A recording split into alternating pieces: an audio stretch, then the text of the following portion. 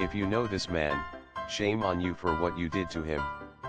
Back then, I was more afraid of playing Tomb Raider than Resident Evil. Get back in the freezer, Grandpa. It's crazy that we all did the exact same thing. I wonder at what stage did the developers figure out that's what we would all do? Was it their plan from the start? Did they not see it coming at all? Nah, that dude's vibes were def off. He deserved the cold prison. This scene was pretty damn cool in a theater. I still don't really understand Snoke's purpose. Was he just a failed Palpatine clone, and if so, why was he super tall and also running everything? Did Kylo Ren know who he really was, and did Snoke know what his purpose was? Cause it just seemed like he sat there, said a few mean things and then died. I wish the third movie had followed up on this and let Kylo Ren be a full-fledged villain. I remember being immediately confused.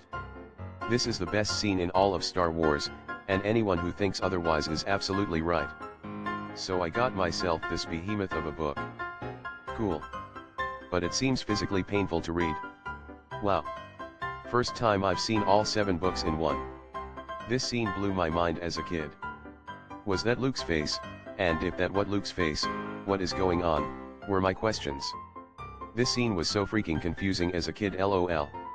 Still kind of is as an adult, to be honest. It's like a fever dream. Kyoto anime arsonist's death penalty finalized as appeal dropped. I was in Japan a few months after this happened, and seeing all the printed out posters recognizing the studio were so heartbreaking. Such an awful crime. Unimaginable, really. Maybe it won't ease the pain, but will bring closure for many. And on a positive note, it's nice to see KyoAni is slowly rebuilding from the ashes.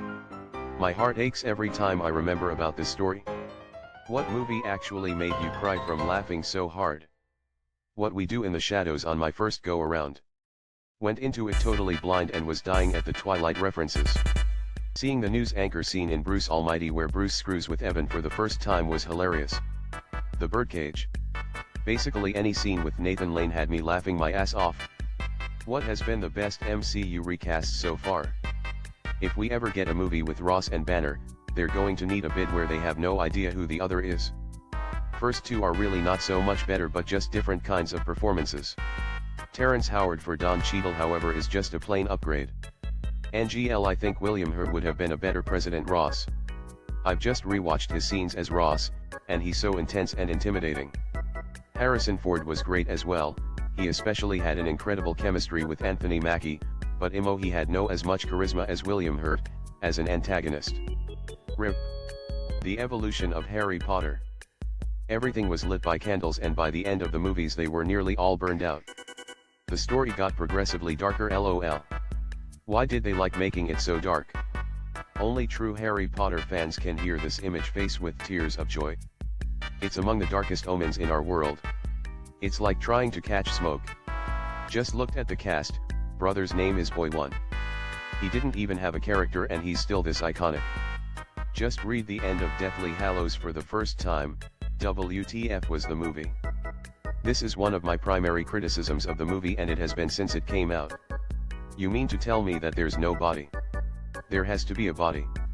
Because last time when James and Lily died there wasn't a body and everybody knew he was going to come back. So what makes this time different? A body. For everything the movies do well, they failed here big time. You could almost feel and hear the intensity in the Great Hall right before the explosion of cheers and celebration.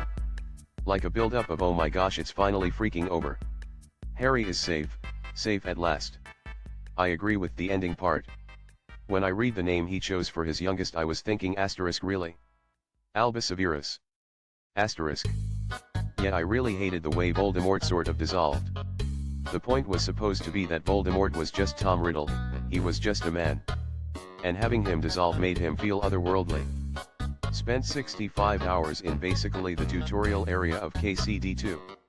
Tutorial is heavily exaggerated, it's about 40% of the content in the game.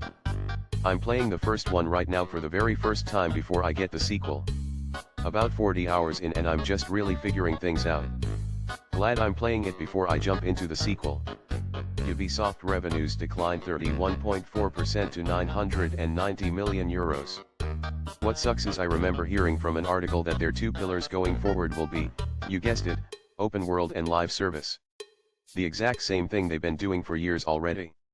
The execs are delusional and I'm not sure Ubisoft will survive 2025 as an independent company. I can't help but feel like this is a good thing. Ubisoft and other studios need to realize people are sick of the current state of gaming. Games need to be developed with quality and player experience at the forefront, not profit. Favorite Gabriel Susan Lewis quote? No one is a bigger fan of sexual touching than me. Aaron doesn't even like sex. Remember? You said it feels like getting tackled by a skeleton. I love maternity wards. It's the perfect blend of love and horror. Things can go so wrong or so right. Royal Rumble really highlights how awful the theme music in WWE is today. That video screen on the side that flashed their names was a godsend. I was so happy that AJ got his old theme back at least. Finn Balor's new theme is an abomination, particularly because the entrance with his old theme is iconic. Like and subscribe.